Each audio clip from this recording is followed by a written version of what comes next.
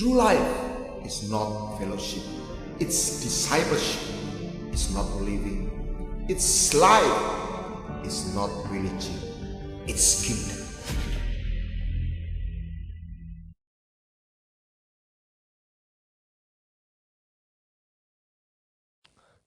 Saudara, saya mengajak Anda membuka hati tapi juga pikiran. Saya tahu beberapa Anda tidak suka mikir yang aneh-aneh, tetapi saya ajak Anda berpikir. Karena hidup kita ini ditentukan oleh pikiran kita, oleh alam pikir kita. Kalau alam pikir kita salah, hidup kita salah. Ada satu pencobaan bagaimana seekor ikan koi kalau ditaruh di toples. Tubuhnya nggak lebih dari 7,5 cm. Tapi kalau dia dipindah ke tangki, dia bisa 25 cm. Kalau dia ke kolam, dia bisa setengah meter, 45 cm. Kalau dia dilepaskan di telaga, dia bisa 1 meter. Apa yang kita pelajari dari proses ini? Koi itu dipengaruhi dengan jarak pandangnya. Semakin dia jarak pandangnya jauh, mimpinya, hidupnya juga besar.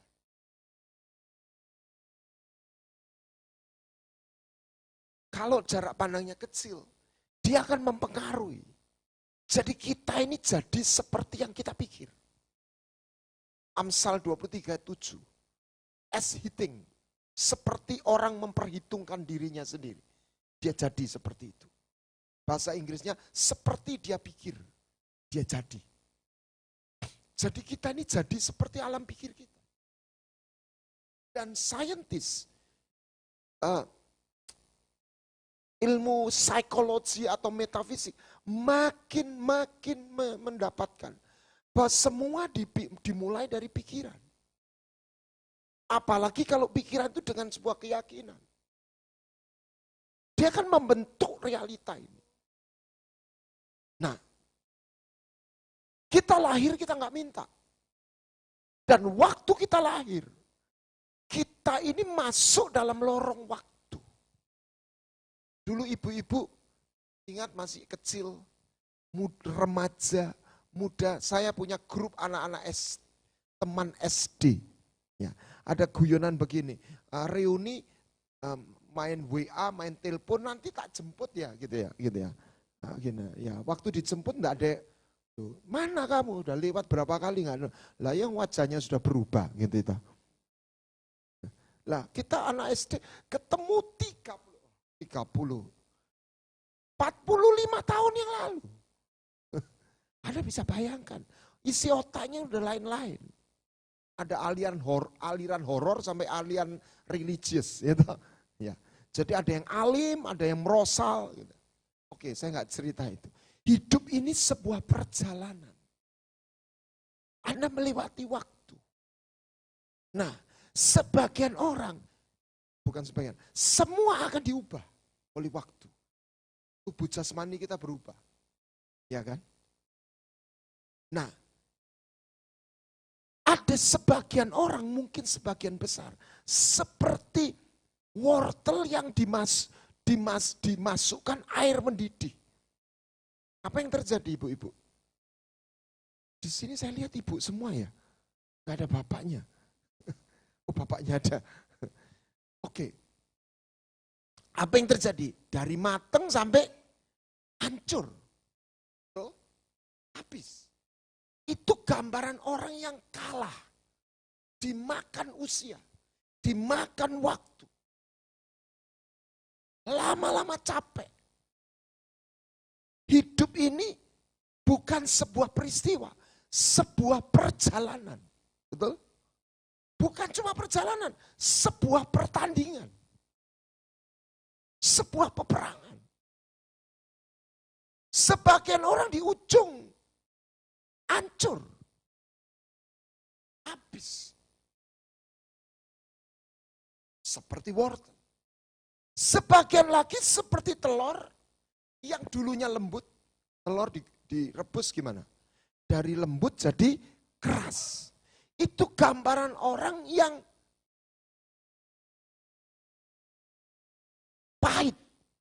Esau. Tawar hati. Enggak punya rasa. Saya masih ingat saya khotbah di sini. Kehilangan rasa. Enggak pernah. Loh. Enggak ada belas kasihan. Sehari-hari yang dipikir apa? Awake dewi terus. Karena dia nggak pernah belum selesai dengan dirinya. Apa bayangkan? Dan aneh. Coba rasakan. Saya ini termasuk orang yang kepala 5. Nah, orang ternyata jadi tua. Bukan cuma mundur secara fisik. Ternyata orang tua itu cenderung tidak punya rasa. Skeptis. Tawar hati. Karena memang secara normal melewati 50, 60, 70 tahun lewat. Lama-lama capek, sering dibohongi orang, betul ya? Melihat kepalsuan hidup. Dulu waktu remaja membayangkan cinta berbunga-bunga. Udah tua, opo kui cintanya bohong itu. Duh, betul nggak? Nah, Anda dan saya nggak boleh kehabisan rasa. Amin. Tolong ditayangkan Markus 9 ayat 49. Markus 9 ayat 49. Kalau ada bahasa Inggrisnya tolong ditayangkan. Nah, karena setiap orang digarami api. Kalau bahasa Inggrisnya ada, nanti saya baca bahasa Indonesianya. Saya bahasakan. Nah, ini yang dalam bahasa New King James. Oke. Bahasa New King James begini. Sebab setiap orang harus dibumboni, seasoned, dibumboni dengan api, setiap korban dibumboni dengan garam. Daging itu keluar rasanya kalau dibakar. Lemak itu keluar baunya kalau dibakar. Api. Anda nggak boleh punya kehilangan rasa di dalam perjalanan ini. Nah itu nggak mudah. Amin. Orang tua, saya tidak bicara fisiknya, saya bicara batinnya. Yang kedua, aneh bin ajaib. Orang tua itu kan sudah lama toh hidupnya. Kalau orang muda kan masih sebentar. Udah 60 tahun hidup. Tapi aneh paradok. Makin tua, makin wedi mati. Orang muda sing berani mati. Lihat itu orang jihad-jihad itu. Bom bunuh diri. Ada yang tua enggak? Orang muda. Jadi makin penakut. Makin sering khawatir. Makanya Tuhan itu kita suruh jadi anak kecil. Percaya. Nah, ini mesti ketemu resepnya. Amin. Dan orang tua itu semakin gengsi. Anak kecil, anak muda lebih enggak gengsi. Coba ada orang bertamu, pulang enggak pamit. Enggak ada anak muda, enggak ada anak muda tersinggung enggak dipamiti. Orang tua tersinggung enggak dipamiti. Gimana kita ini jadi, kita enggak bisa ya, waktu berjalan, ya lihat. Kalau anak orang umur 17, 18, kapan ya ulang tahun dapat hadiah. Kalau udah 40, 50, lah iso gak ulang tahun tapi tidak mati gitu ya. Kan gitu sih. Nah, gimana kita nggak jadi tua? Supaya perjalanan ini kita keluar berubah, nggak jadi seperti wortel, nggak jadi seperti telur, tapi seperti kopi. Dikasih air mendidih, nggak keras, nggak hancur, tapi keluar apa? Wanginya. Amin. Dan ini ternyata tidak banyak. Anda dan saya nggak boleh jadi orang tua. Secara roh. Kalau fisik saya nggak ikut-ikut. Anda mau tua, mau anu. Saya bicara rohani. Amin. Harus dipelihara rasanya. Jangan cuma takut kehilangan uang. Takutlah kalau kita nggak punya rasa. Nggak punya cinta lagi. Di situ orang itu jadi zombie. Makanya setiap kita harus dibumboni dengan api. Supaya rasanya tidak hilang. Amin. Oh Yesus.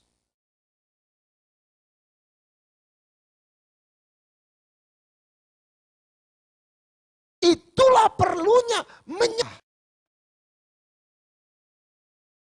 Sebab dalam penyembahan api Tuhan itu turun. Kami baru mengadakan seminar Worship in Covenant. Yang pertama 6 Mei, yang kedua 17 Juni. Kita melihat lawatan Tuhan yang indah sekali. Ada orang sembuh, ada orang mengalami penampakan, Tuhan datang, dipeluk. Ada orang tiba-tiba lehernya sembuh. Nggak ada hubungannya dengan saya. Kita cuma nyembah. Tuhan hadir. Tetapi yang jelas ketika dia hadir, yang sakit ya nggak perlu sembuh. Semua orang mengalami diberi rasa. Diperbarui hati. Kita disegarkan kembali. Kita merasa Tuhan itu cintanya diperbarui di dalam roh kita. Ini loh yang kita harus lakukan. Dan itu Anda dan saya nggak boleh hidup seperti orang biasa. Anda harus punya disiplin. Saya baru dapat WA. Orang-orang tua yang keren. Ada nenek umur 91 masih bisa ice skating. Wow, saya bilang. Itu nggak muncul tiba-tiba. Dia mendisiplinkan dirinya. Makanya hidup rohani itu seperti hidup olahragawan. Dia berlatih bukan 5 tahun, 2 tahun, setahun yang lalu. Tiap hari. Tiap hari kita harus menyediakan waktu. Duduk diam di bawah kaki Tuhan. Supaya apa? Sembahyang itu apa? Lalu, saya nggak mengecilkan. Kita butuh berkat, nanti saya petakan. Bagaimana perjalanan ini kita harus. Saya ini yang pertama. Anda harus punya rasa.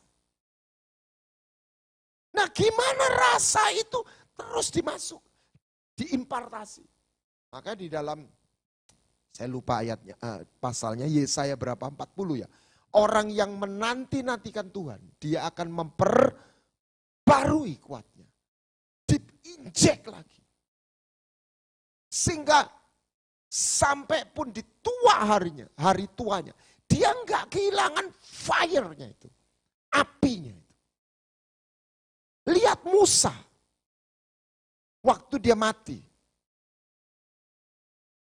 sebelum dia diangkat Tuhan, dia nyanyi keputusan Tuhan enggak masuk tanah perjanjian. Tapi dia bilang, muliakan Tuhan, gunung batuku. Pernah dengar lagu itu? Allah yang setia, adillah. Saya bisa merasakan kata-kata ini dalam Mazmur Ulangan 34. Gelora api yang dalam roh. Umur 120 tahun. Tubuhnya kuat, matanya enggak kabur. Saya enggak bicara fisiknya. Tapi itu gambaran secara roh.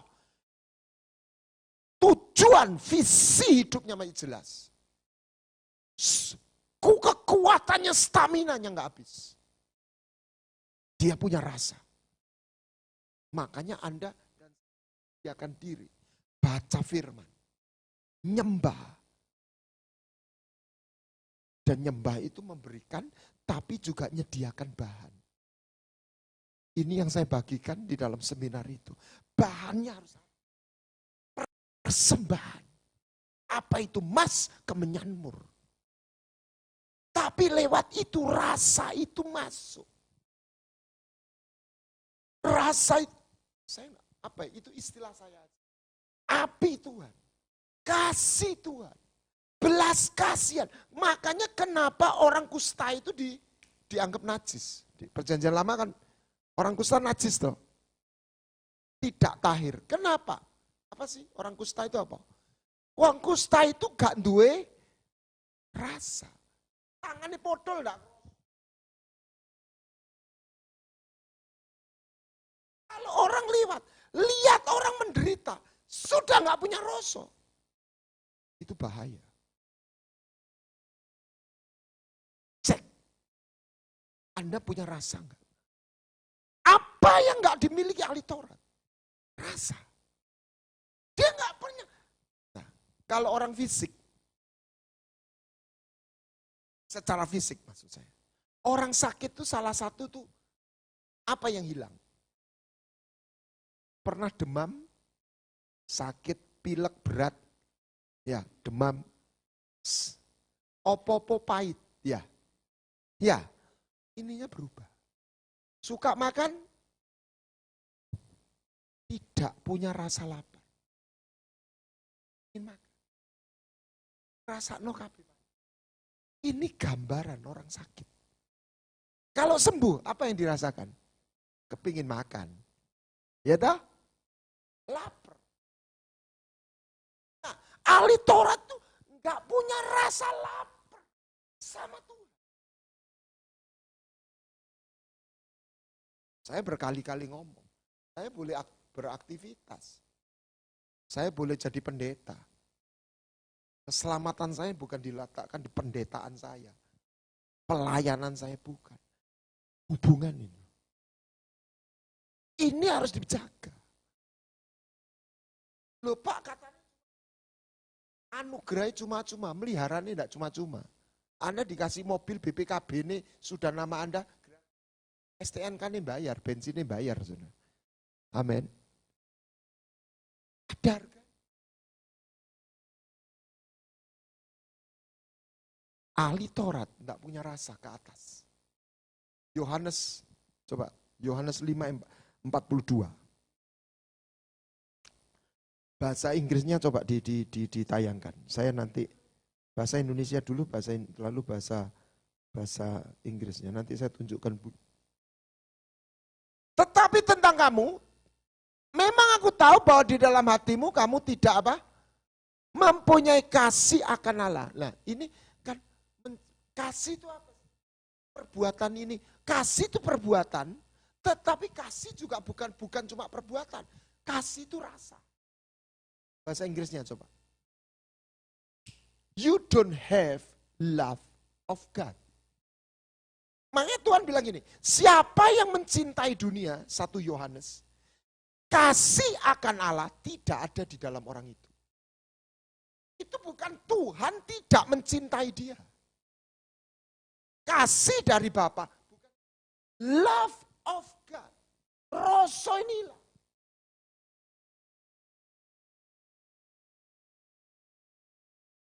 Ahli Taurat punya pelayanan, punya aktivitas, roson hilang, gak punya belas kasihan. Saya ini kadang-kadang merasa aneh juga, saya ini pendeta, tapi saya orang yang sering terus mewarning, hati-hati dengan agama. Banyak orang terjebak karena dia jadi diaken, jadi pendeta, jadi apa. Dia pikir dia berkenan sama Tuhan. Enggak bisa diukur dari itu. Saya enggak nuding orang lain. Saya ini pendeta. Saya ini orang yang bergerak dalam rohani. Tapi saya tahu, saya enggak bisa saya ajukan ini loh Tuhan. Enggak. Kita percaya Yesus saja bukan kita yang milih kok. Kita dipilih. Amin. Kita bersedia dimiliki. Kenapa Bapak kok sama agama? Karena orang, misalnya gini, saya sudah bagikan, anak sulung itu, anak yang hilang itu kan yang bungsu hilang, sulung hilang, gitu. Sulung ini loh yang gak ketoro. Karena dia merasa bermoral. Jadi moralitas mengganti. Dia nggak sadar, aku sudah bermoral. Kalau orang aktif, aku sudah ikut sembahyang. Tapi sudah hubungan. Tak dimiliki ahli Taurat itu hubungan ini. Terus yang kedua dia nggak punya apa? Belas kasih.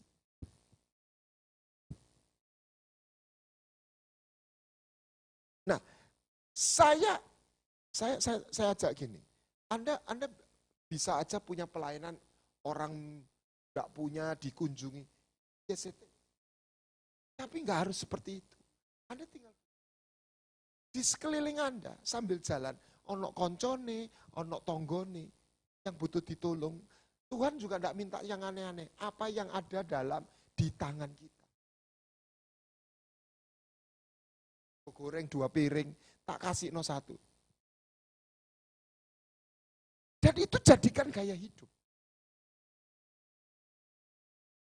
Dan ketika kita bersedia hal-hal yang kecil, orang itu bisa kita berkati.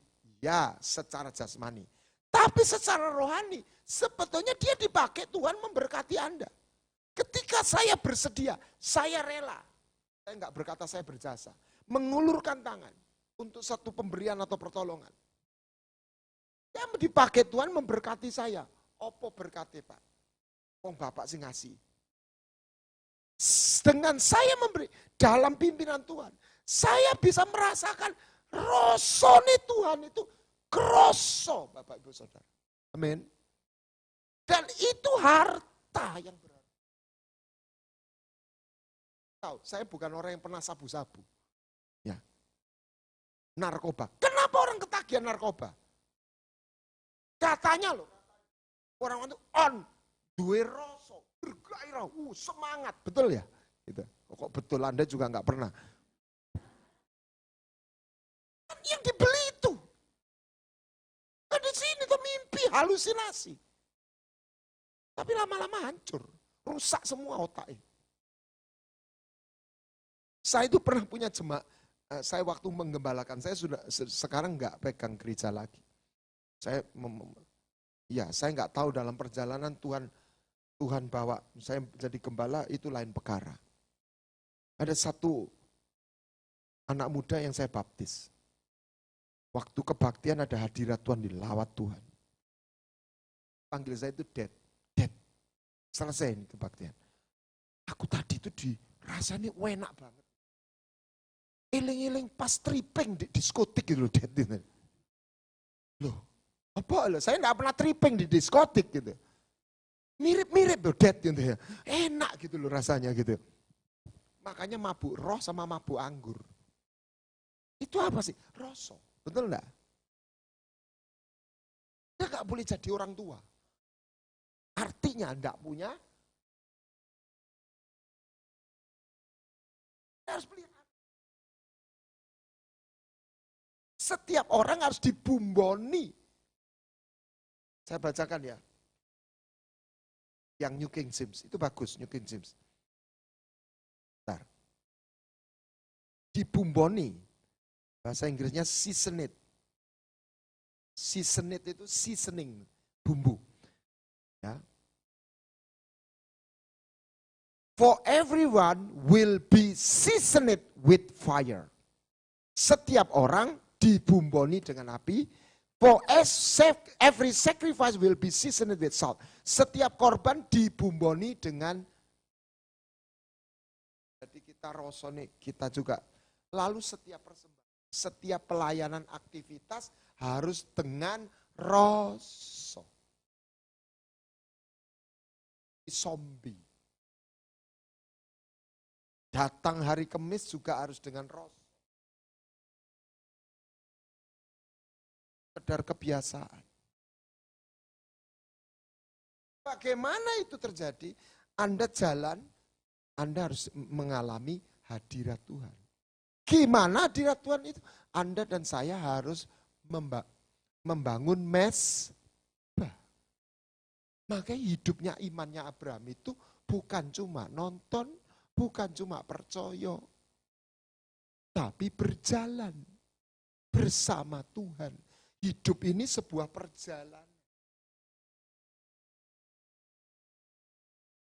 Jadi wortel hancur, jadi telur pahit, kecewa, ngamuk-ngamuk.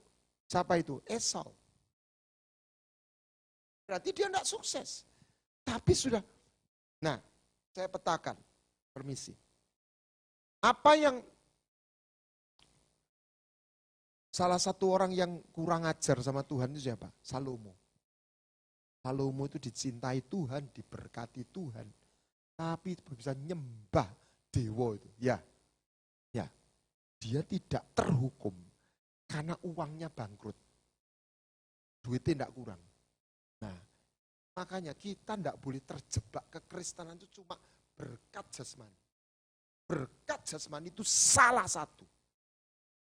Tapi manusia tidak hidup hanya berkat jasmani. Tok. Kita butuh berkat jasmani. Salomo tidak hilang suksesnya. Uangnya tidak kurang. Betul? Tetap raja. Bisnisnya lancar. Kalau hari ini gerejone tetap jalan. Ya toh? Salomo itu nggak ada orang seperti dia. Orang paling kaya saat dunia, yaitu Bill Gates. Ya toh? Orang paling pintar saat dunia, Einstein. Yang ketiga, pendeta paling top saat dunia. Ya toh? Jadi kan paling top. Betul? Mana ada orang begitu.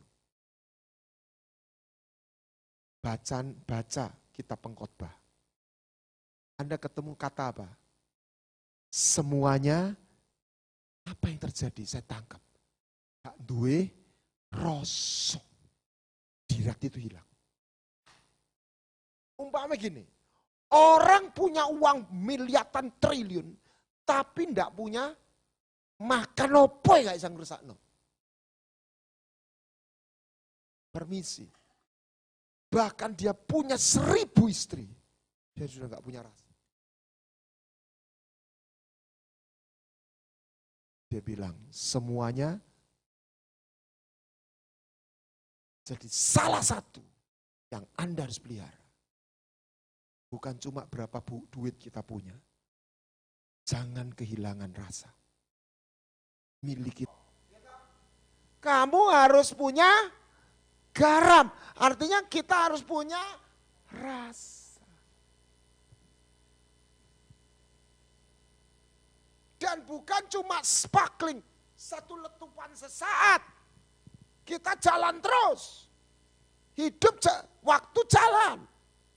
Anda dan saya harus punya stamina. Tahu stamina? Lari nggak capek. Makanya orang yang nantikan Tuhan. Anda harus nyerap lagi.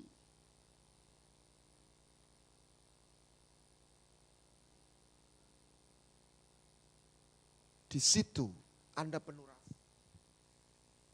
Kalau orang penuh rasa, mukanya juga berubah. Amin. Saya kan sering cerita, saya baru dapat WA dari teman saya, SMA. Saya bilang, muka saya itu peteng madesu, saudara. Waktu belum bertobat. Ya. Betul. Saya baru ketemu namanya orang mau jadi wali kota. Tembel. Orang Malang. Begitu. Duh, kayak setan saat belumnya bertobat. Saya lihat kok ganteng juga dia. Karena penuh rasa. Amin. Penuh rasa. Ya, Tuhan kasih aku rasa. Ya. Gimana perjalanan ini terus jalan? Kita harus punya tujuan. Kau harus lihat tanah perjanjian. Kita harus punya mimpinya Tuhan. Yang Tuhan taruh. Kita tidak cuma diampuni. Kita dijanjeni tanah perjanjian.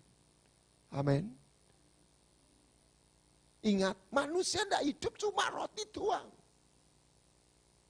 Jangan jadikan kekristenan Tuhan itu seperti sumber, cuma berhenti sumber berkat jasmani. Dia sumber berkat jasmani, ya. Tapi dia bukan hanya itu.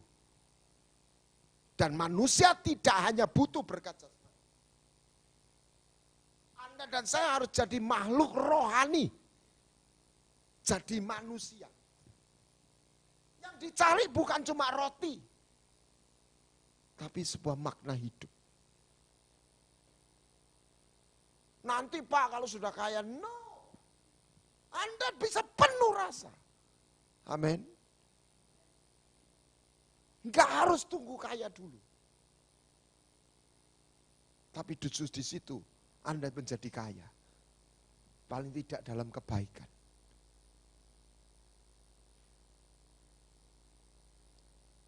Apalagi kalau perkenanan Tuhan turun atas Anda. Wow, itu akan jadi luar biasa. Lihat tujuan. Tanpa tujuan kita nggak punya stamina. Kenapa orang Israel ngomel terus? Nggak punya tujuan. Nggak pernah lihat. Iman itu lihat. Bisa ketok janji Tuhan. Percaya. Kan gitu. Perlu lihat tujuan. Lihat Kaleb kenapa 85 tahun masih semangat? Karena janji Tuhan, destiny-nya itu disimpan. Tuhan janji, aku dikasih tanah. Umur 85, mimpinya masih kuat. Anda bisa jadi pahlawan doa untuk anakmu, cucumu. Amin. Kau bisa jadikan cucumu luar biasa karena doanya neneknya atau kakeknya. Jangan jadi. Amin. Jadilah pejuang. Itulah cara Tuhan mau kita hidup. Tujuan. Yang ketiga, jalan-jalan kita harus mengalami janji Tuhan. Makanya dalam 1 Petrus atau 2 Petrus, dia menganugerahkan kepada kita janji-janji yang berharga.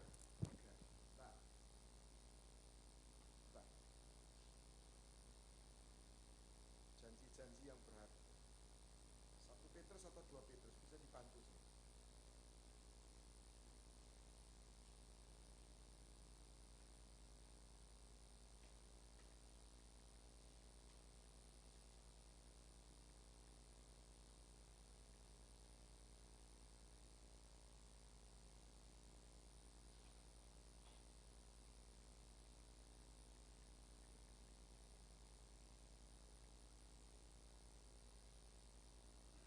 2 Petrus.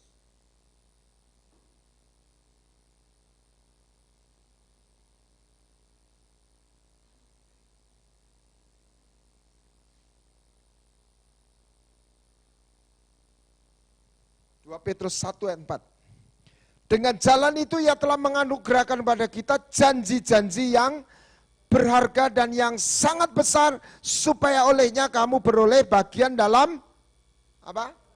Kodrat ilahi. Jadi waktu kita jalan, kita lihat tujuan akhir, tapi sambil jalan kita dapat bonus demi bonus, kejutan demi kejutan. Wih, kok dapat ya?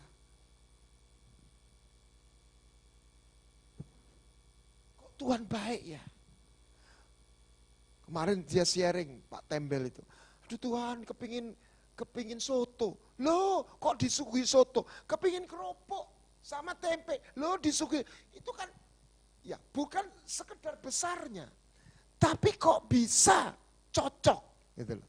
Jadi Tuhan itu menyapa. Amin.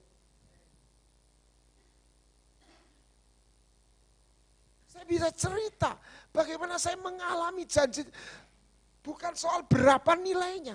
Kok bisa ya? Tuhan tuh dengar. Amin.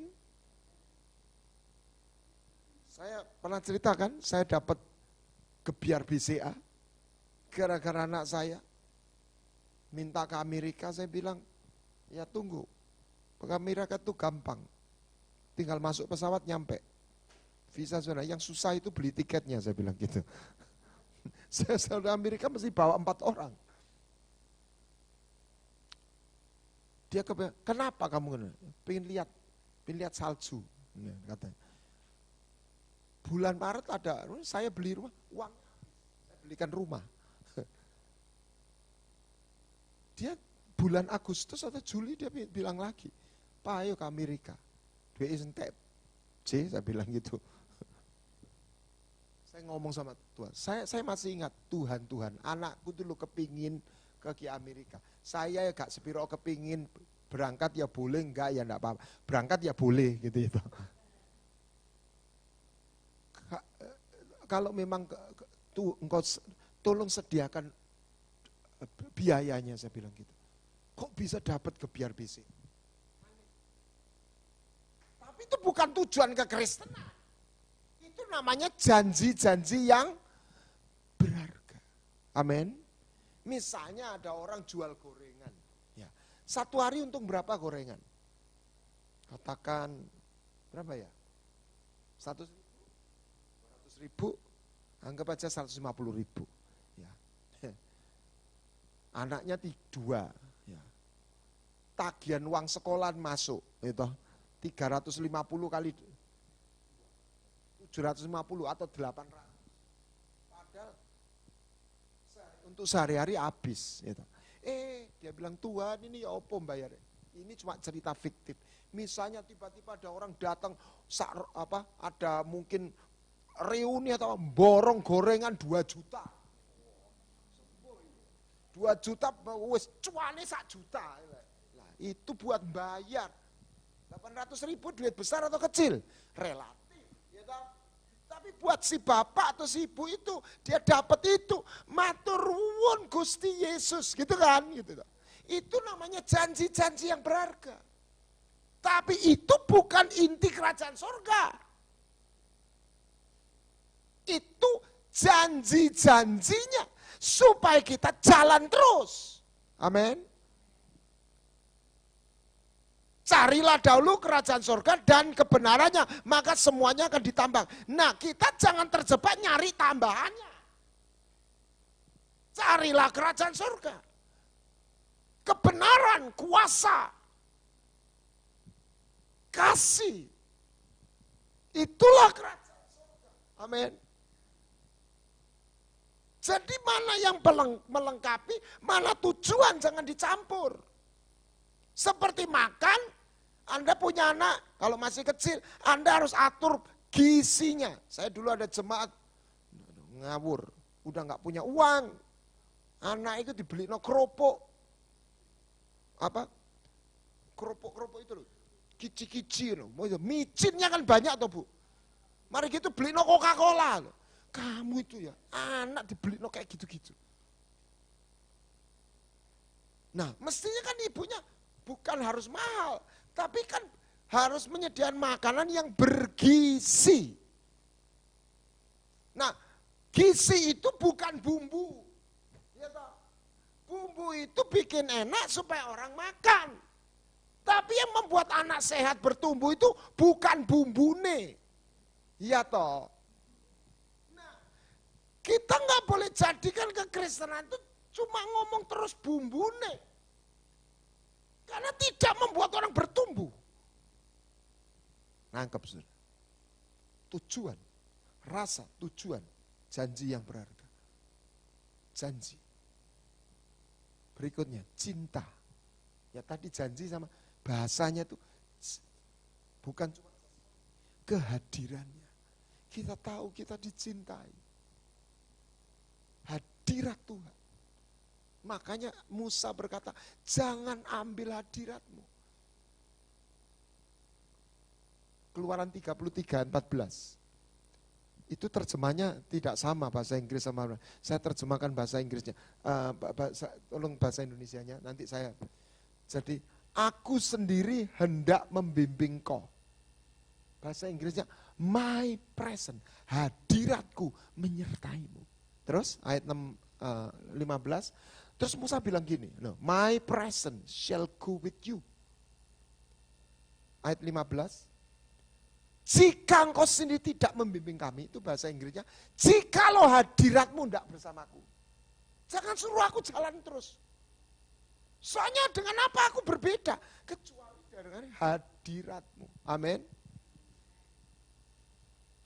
Makanya ada satu lagu, jangan biarkan, tahu lagu itu?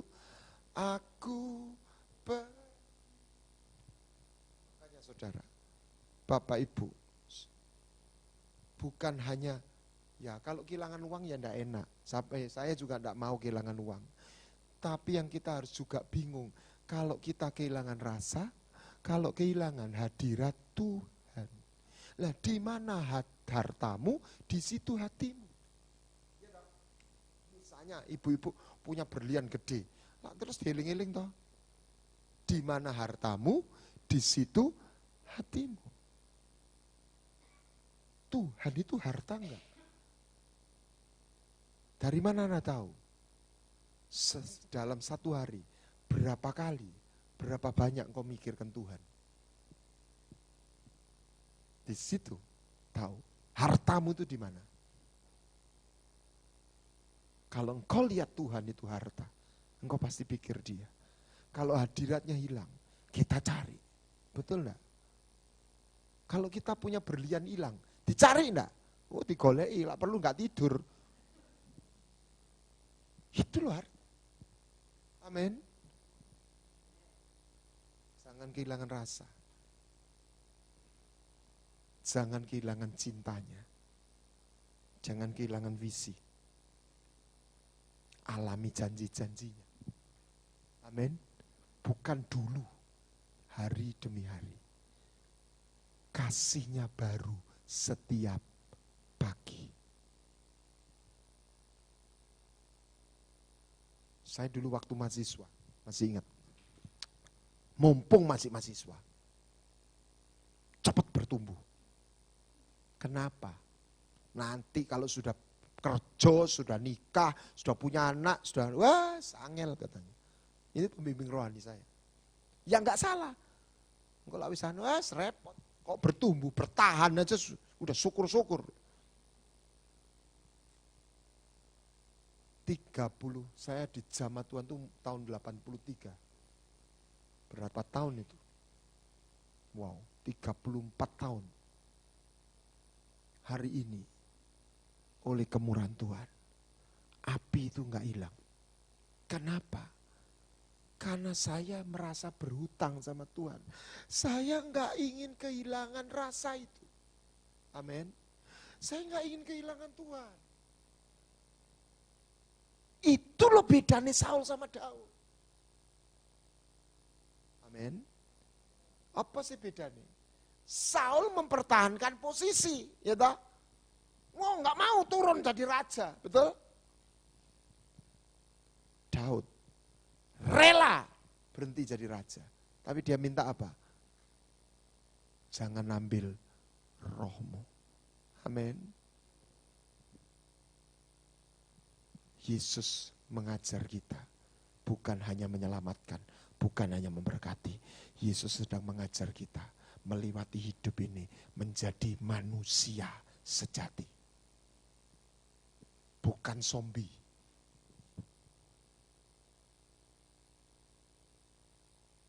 Ada api Tuhan turun. Ada hadirat Tuhan.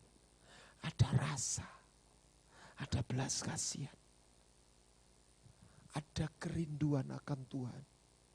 Ada cintanya Tuhan. Ada janji-janji yang digenapi. Kok iso yo? Datang. Mungkin tidak kaya. Pas-pasan. Tidak pas-pasan. Dong butuh. Ya, pas butuh, pas sono. Gitu ya. Tidak pernah dia pelihara. Tidak pernah kekurangan. Tuhan gembalaku tidak kekurangan.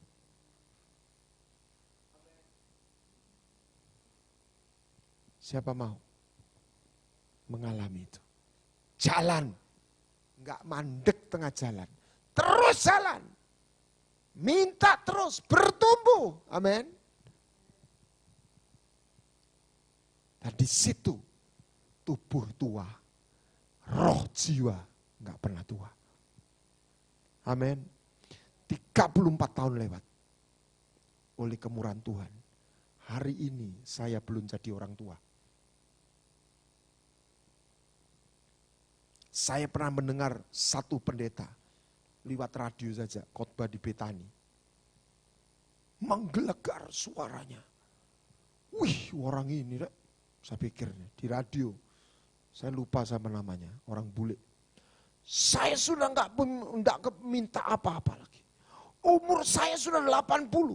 Wih, suaranya kayak beledek umur 80. Kuburan sudah saya beli. Saya sudah siap dipanggil. Tapi saya merasakan api Tuhan menyala. Itu loh, kayak begitu loh. Amin. Itu orang punya cinta sama jiwa. Sayangi keluargamu. Amin. Doakan kalau enggak, anak sudah, cucumu doain. Robert Liardon itu didoakan sama neneknya. Ya kan? Doakan anak-anakmu. Ibu yang berdoa melihat anak-anaknya mendapat perlindungan, mendapat favor Tuhan. Amin. Oke. Bawa sesuatu. Saya ngajari komunitas saya. Kamu tidak datang nonton, kamu tidak ngikuti orang nyanyi. Bangunan mesbahmu. Dan saya melihat kesaksian. Ini benar, saudara. Ekonomi saya pulih. Tuhan tidak pernah bohong. Tuhan itu kepingin landing. Gak bisa. Anda jangan taruh hidup rohanimu hanya dengar khotbah. Anda dan saya harus bangun mesbah. Di situ Tuhan hadir. Dan kalau Tuhan hadir, itu namanya jalan sama Tuhan. Dia rubah padang gurun menjadi mata air. Anda akan rasakan sebuah makna itu. Ini beneran, saudara. Anda nggak pernah jadi tua. Rohmu menyala. Nah, mulai kumpulkan, mulai minta. Yang hendak punya mulai minta. Aku mau Tuhan. Aku nggak mau jadi orang hidup nggak duwe rasa. Apa musuhnya? Khawatir, kekhawatiran hidup. Kan benih itu tidak tumbuh kan apa? Itu kepahitan toh. Kepahitan, merongkol, mangkel. Yang kedua apa? Semak belu, tipu daya kekayaan atau kekhawatiran hidup. Betul? Lepasin itu. Fokuskan. Jalani hidup ini. Selesaikan pertandingan ini. Anda nggak harus jadi orang hebat.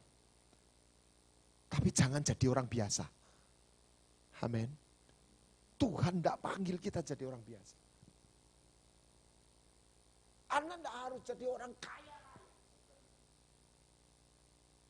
Jangan jadi orang biasa. Orang tidak biasa itu apa? Ya tadi itu. Penyertaan Tuhan. Punya rasa. Punya iman. Bisa ngalahkan ketakutan. Tidak cuma mikir dirinya. Karena dia dipenuhi dengan kasih Tuhan. Bukan kasih kita, kasih Tuhan. Amin. Ayo kita sembahyang. Pemain musik di mana?